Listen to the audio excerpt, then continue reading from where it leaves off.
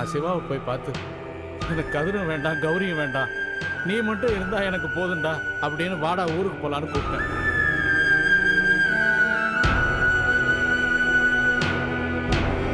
என்ன இவனே இழந்துட்டு அப்புறம் நாம என்னமா பண்றது? அழாதீங்கப்பா, அதான் எல்லாரும் என்ன செய்யறதுங்கிற குழப்பத்துல நான் இருக்கும்போது தான் டிவியில கதிரை பார்த்தேன். இது ஒரு நல்ல வாய்ப்பா இருக்குமேன்னு தான் எல்லாரையும் நான் தான் இங்க கூட்டு வந்தேன். அது மட்டும் இல்லாம நாங்க ஏற்கனவே கேள்விப்பட்ட மாதிரி கதிர் மனநிலை பாதிக்கப்பட்டவனா இல்ல, ரொம்ப நல்லா இருந்தான். அதான் எனக்கு ஒரு நம்பிக்கை வந்துச்சு. ஆனா இதுல ஒரே ஒரு கேள்வி மட்டும்தான் இருக்கு. சென்னையிலே இருந்துகிட்டு ஏன் இத்தனை நாளா அவன் நம்ம வீட்டுக்கு வராம இருந்தாங்கிறதா எனக்கு புரியவே இல்லை. அப்பா, ஒருவேளை அகல்யா மனசு மாறினது தெரியாம அவங்க மனசை மாத்தணும்னு அண்ணன் இப்படிலாம் பண்ணிருக்குமோ? அப்படியே இருந்தாலும் நம்மள ஏண்டி பார்க்க வரல? நானும் இதை பத்தி நிறைய யோசிச்சு பார்த்தேன் ராஜி. ஆனா கதிர் சென்னையில தான் இருக்காங்கிறத மட்டும் இப்போதைக்கு நாம நம்புவோம். கட்டாயம் அவன் நமக்கு கிடைப்பான். இந்த நிலைமையில என்னால இதை தவிர வேற எந்த முடிவுக்கும் வர முடியல. ஒரு வகையில இது நல்ல முடிவுதான்ப்பா. பாஷை தெரியாத ஊர்ல பட்டுட்டு இருந்த அவஸ்தையெல்லாம் இனிமே பட வேண்டாம்ல. எது எப்படியோப்பா, சீக்கிரமே கதிரனை நம்ம கண்ணில் படணும். அதைத்தாம்மா நானும் எதிர்பார்த்துக்கிட்டே இருக்கேன்.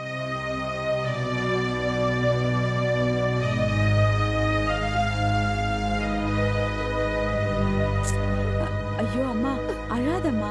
அண்ணா சீக்கிரமே நம்ம கிட்ட வந்துடும். அம்மா அழாதம்மா.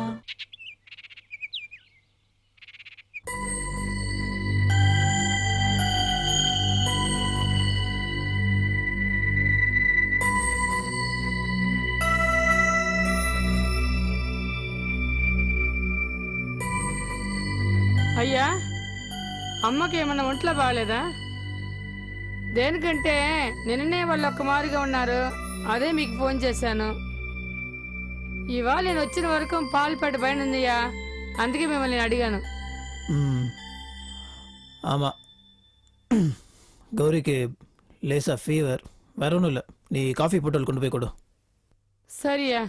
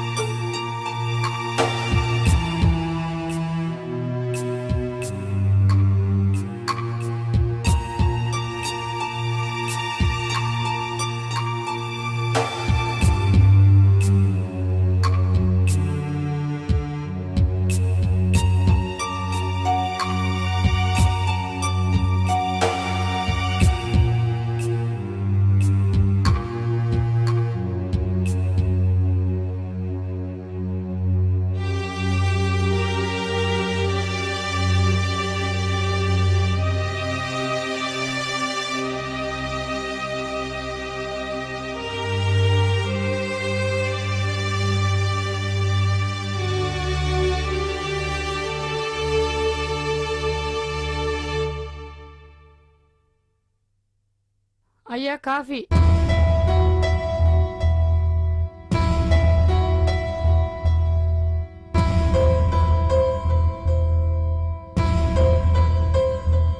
అమ్మగారు కాఫీమా. ఏంటమ్మా రాత్రి బదులు నిద్రపోలేదా? ముఖమంతా ఎరుపుగా ఉందా? మీకు ఇప్పుడు ఎట్టమ్మా ఉంది ఒళ్ళు? లేదు, అయ్యగారు మీకు ఒళ్ళు బాగాలని చెప్పారమ్మా, అందుకే అడిగానమ్మా. அவர் எங்க இருக்காரு? కింద ఉన్నారమ్మా.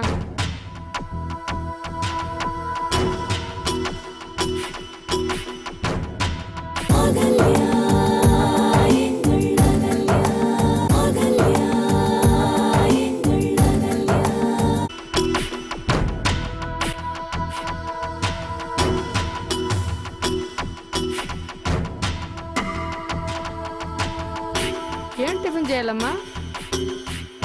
நான் வரேன், நீ போ.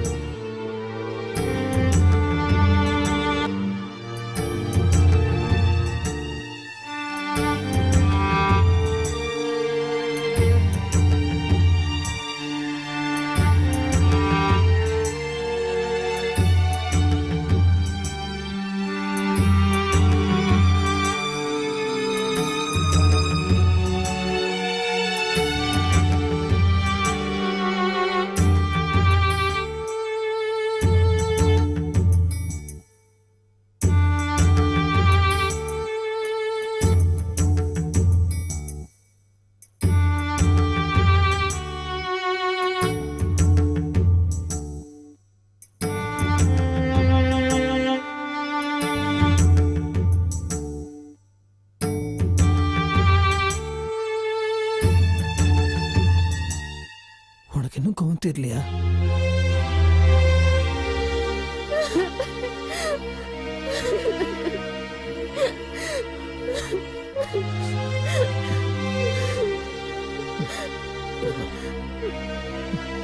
இங்க பாரு, இப்ப எதுக்கு நீ அழற? அது என் உடம்புக்கு எடுத்துக்கிட்டு கௌரி.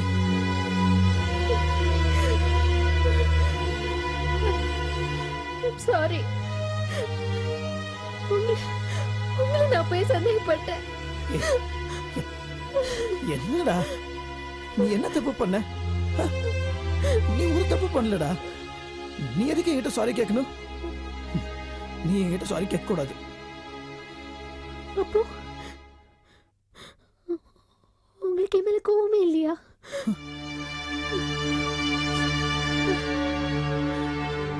உண்மையில போய் நான் கோவப்படுவேனா?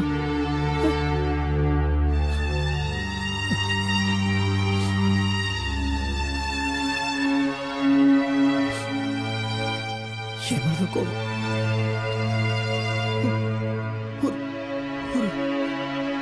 தப்பான பிசினஸ் பண்ண போய் எல்லாமே தப்பா போயிடுச்சுல.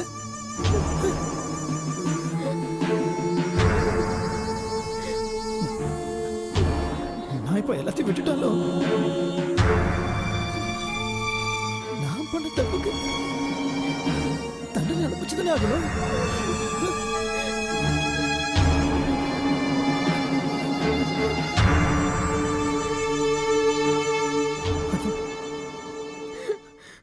அதான் கடந்து எடுத்து கூட ஒரு நாள் ஃபுல்லா பேச வரதில்ல. அதுதான் தட்டி எடுத்துக்கிறேன்.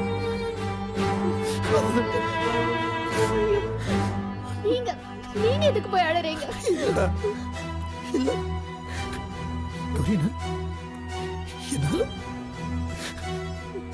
உன் கூட பேசாம இருக்க முடியாது கௌரி. இது ஏன் உனக்கு புரிய மாட்டேங்குது?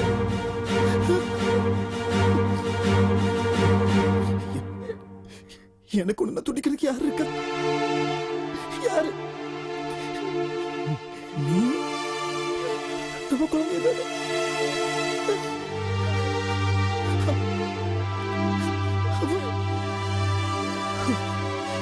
நான் உமால எவ்வளவு நீ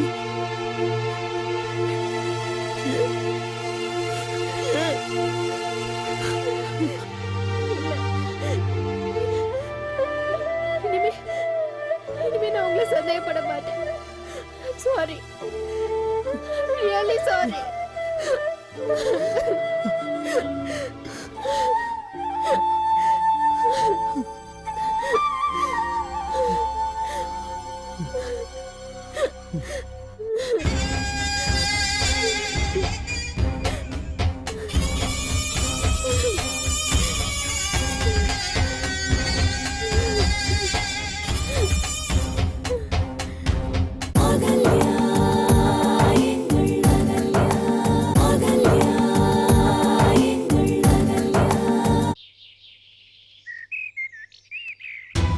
அகல்யா, அகல்யா, அகல்யா. சிவா, நான் எங்க இருக்கேன்? என்னாச்சு, கிடைச்சிச்சா? இது இருக்கு, வா பாக்க.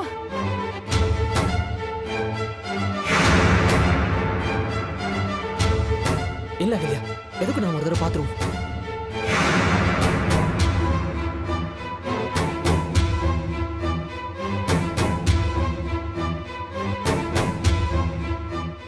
அகல்யா, நல்லா தெரியுமா இந்த ப்ரோக்ராம் தான்? வண்டி ஓட்டும் போது செல்போன் யூஸ் பண்றத நிறுத்தலாம். ஓரமா நிறுத்திட்டு பேசினா அது நமக்கு நல்லது. ஆமாமா, இதேதான் பாரு. சிக்னல் எல்லாம் பாத்தீங்கன்னாக்கா வந்து அதை யூஸ் பண்ணக்கூடாது. சிக்னல் கால் நீ ரிவைண்ட் பண்ணு. ஆமா, காலேஜ் ஸ்டூடண்ட்ஸ்லாம் நிறைய பேர் பின்னாடி வர்றாரு பாரு. சிவா, பாஸ் பண்ணு. இப்ப நல்லா பாரு. ஆமா, நம்ம கதிரே தான். ஆனா ஆள் டோட்டலா மாறி போயிருக்கா. சிவா, இது எந்த ஏரியா?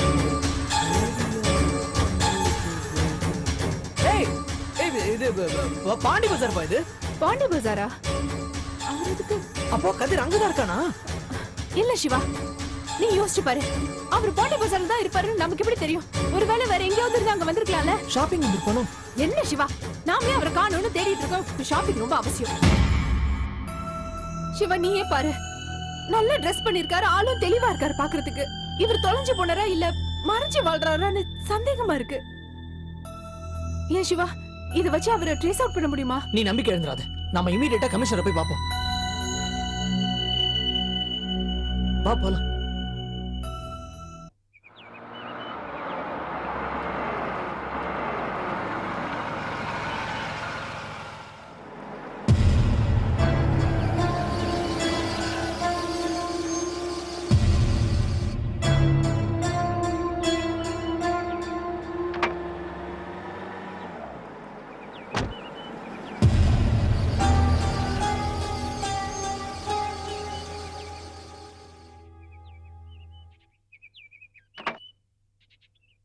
என்னண்ணே இங்க நின்னுட்டு இருக்கீங்க?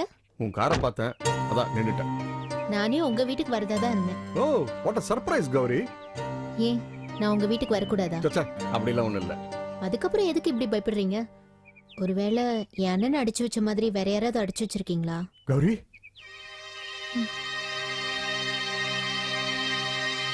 நான் உங்களை சொந்த அண்ணனா நினைச்சதுக்கு நீங்க எனக்கு காட்டின நன்றி கடன் தான் என்னை இவ்வளவு தூரம் உங்களை தேடி வர வச்சிருக்கு.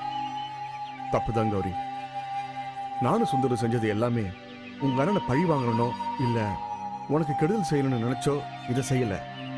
எல்லாமே இயல்பா நடந்தது. எங்களுக்கு பிசினஸ் முக்கியமா இருந்ததுனால உங்க அண்ணனை. உங்க பிசினஸ்க்காக ஒரு கொலை கூட பண்ணுவீங்களா? கௌரி ப்ளீஸ், நாங்க மாறிட்டோம், அது உனக்கு நல்லாவே தெரியும். நாங்க செஞ்ச தப்ப நிவர்த்தி பண்றதுக்காக நாங்க போராடிட்டு இருக்கோம்.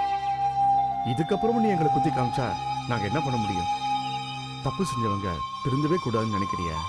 இல்ல, அப்படி நினைக்கல. நினைச்சிருந்தா இந்நேரத்துக்கு சுந்தரம் விட்டு போயிருப்பேனே. ஏன் அவர் கூடயே இருக்கணும்? அப்புறம் ஏன் திரும்பவும் அதே பேசிட்டு இருக்க? பழசெல்லாம் பேசக்கூடாதுன்னு தான் நினைக்கிறேன். ஆனா நடக்கிற சின்ன சின்ன விஷயம் என்ன பேச வைக்குது. இப்ப என்னதாமா நடந்தது? இப்போ ஒண்ணும் நடக்கல.